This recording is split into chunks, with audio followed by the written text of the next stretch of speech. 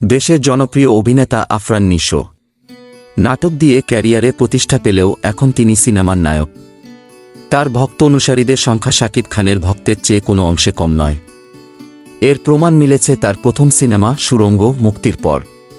বড় পর্দায় ভক্তরা তাদের প্রিয় অভিনেতা আফরান নিশোর প্রথম সিনেমা নিয়ে বেশ আগ্রহ দেখিয়েছেন। সিনেমার জন্য আফরান নিশোর ত্যাগ ও ডেডিকেশনকে সবাই সাপোর্ট করছেন। প্রথম সিনেমা করার পর নিশো যেন অনেকটাই আত্মগোপনে চলে যান। নতুন কোনো সিনেমার খবরও পাওয়া যাচ্ছিল না। অনেকের প্রশ্ন ছিল, তবে কি এক সিনেমা করেই নিজেকে গুটিয়ে নিলেন নিশো?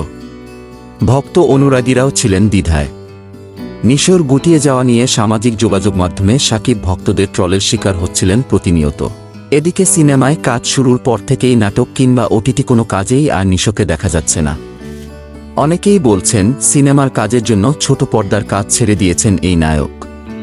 তাতে করে এই এক বছরে তার আর্থিক ক্ষতির পরিমাণ প্রায় কয়েক কোটি টাকা। শুধু সিনেমার জন্য তিনি তার পিক টাইমে এত বড় একটা রিস্ক নিয়েছেন, এটা সত্যিই প্রশংসার দাবি রাখে। সিনেমার প্রতি ভালোবাসা ও তার দর্শকদের প্রতি দায়বদ্ধতা থেকেই তিনি এই ঝুঁকি নিয়েছেন।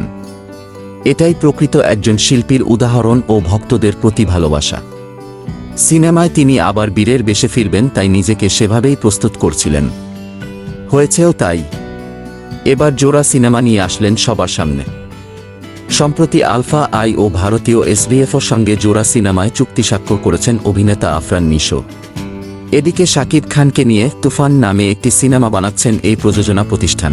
কিন্তু নতুন দুই সিনেমায় শাকিব খানকে বাদ দিয়ে আফরান নিশোকে চুক্তিবদ্ধ করা হয়েছে।